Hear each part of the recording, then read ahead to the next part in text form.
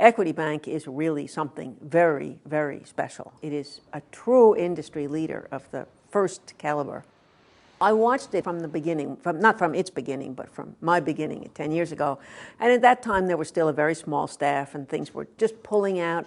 James was learning microfinance from Graham Wright and others at MicroSave, which was a terrific organization, teaching its partners, of which Equity was one, how to talk to their clients. When MicroSave really got them to open up and got the clients to open up, they were saying, we don't like this, and that's awful, and we hate that.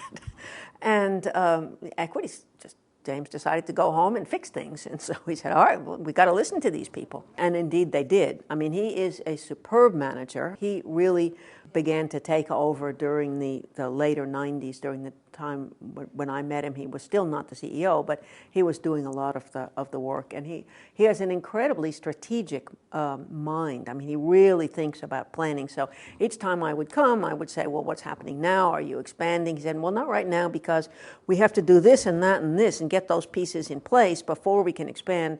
Then the next time I would come, he'd say, all right, now we're expanding, but we're going to expand fast because this is the right time to do that. So all the time, there's always a strategic plan about what will be done next.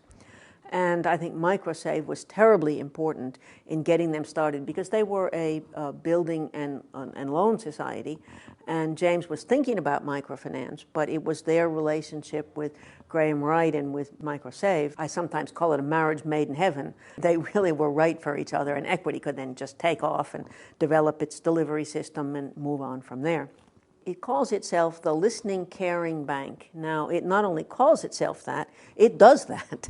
And one of its major reasons for success is the fact that it really cares about its clients. It has had extraordinary growth. Again, if you look at the numbers, these industry leaders are really something.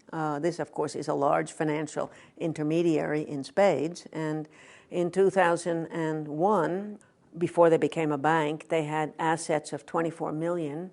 In 2008, 7 years later, they have assets of $1 billion. Deposits were $20 million in 2001. In 2008, they were $644 million. Gross loan portfolio from $10 million up to $523 million. And clients from 89,000 up to 3.3 million. That's big growth for 7 years in a bank that was about to be closed by the Central Bank of Kenya before it was a bank.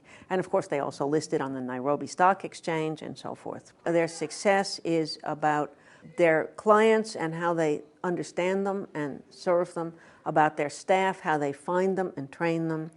It's about their vision. They have a vision about bringing their clients so that they have a better quality of life and higher incomes and helping to change the face of Africa.